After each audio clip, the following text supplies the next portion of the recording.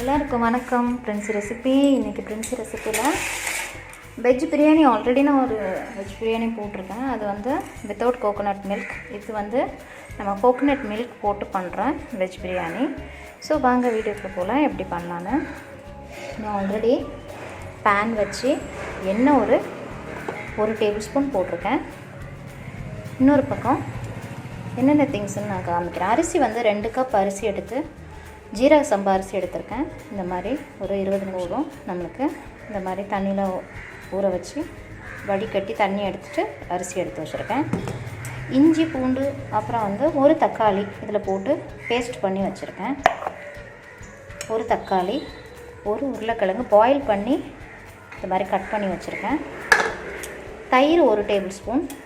இதில் வந்து பீன்ஸு, புதினா, அப்புறம் வந்து ஒரு கேரட்டு, 2 வெங்காயம், 3 பச்சை மிளகாய் எடுத்து வச்சுருக்கேன். இது வந்து நம்ம வாசனைக்காக போடுவோம் இல்லையா, கரம் மசாலா ஐட்டம்ஸ், பிரிஞ்ச் இலை, இது வந்து இலை மாதிரி இருக்கும் ட்ரையாக. அப்புறம் வந்து ஸ்டார் இதெல்லாம் எடுத்து வச்சுருக்கேன். இன்னொன்று இதில் நான் லவங்கம் போடலை.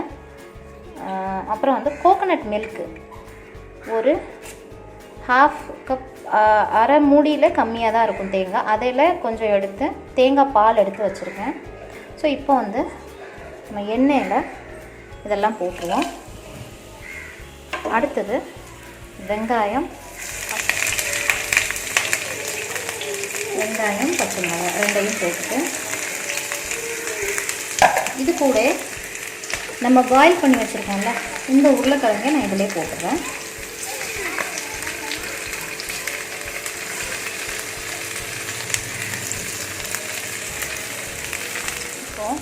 வெங்காயம் உருளைக்கிழங்கு நல்லா ஃப்ரை ஆகிட்டு டைமில் ஒரு 1/2 டீஸ்பூன் சில்லி பவுடர் நான் இதிலே போட்டிருக்கேன்.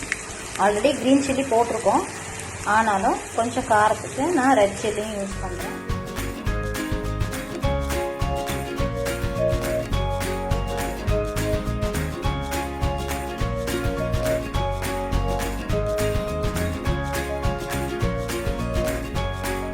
போட்டதுக்கப்புறம் நம்ம இஞ்சி பூண்டு பேஸ்ட் அரைச்சி வச்சுறேன் போட்டுட்டேன்.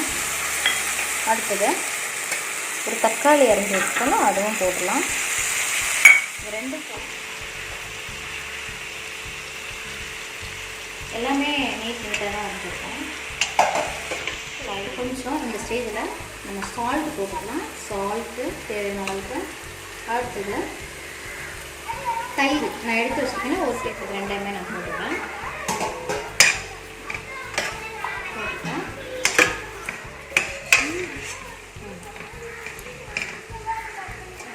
தண்ணி போடலாம். 1/2 கப் வாட்டர் போட்டுக்கிறேன். 1/2 கப் வாட்டர் போட்டுட்டு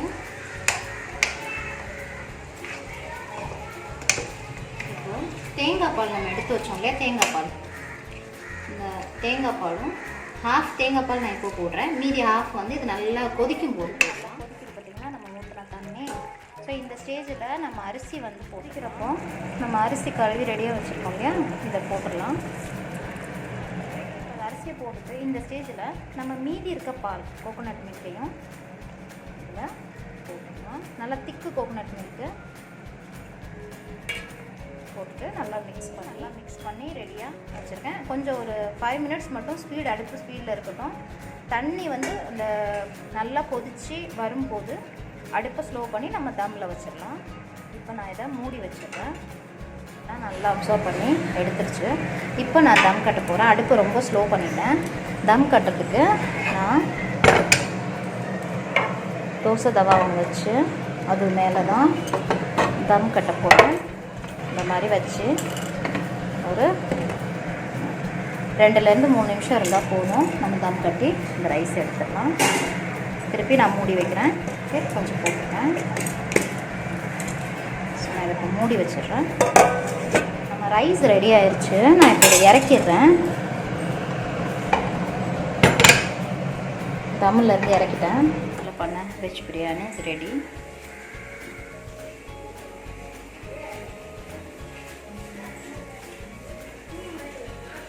கூடவே அதுக்கு ரைத்தாவும் வச்சுருக்கேன்.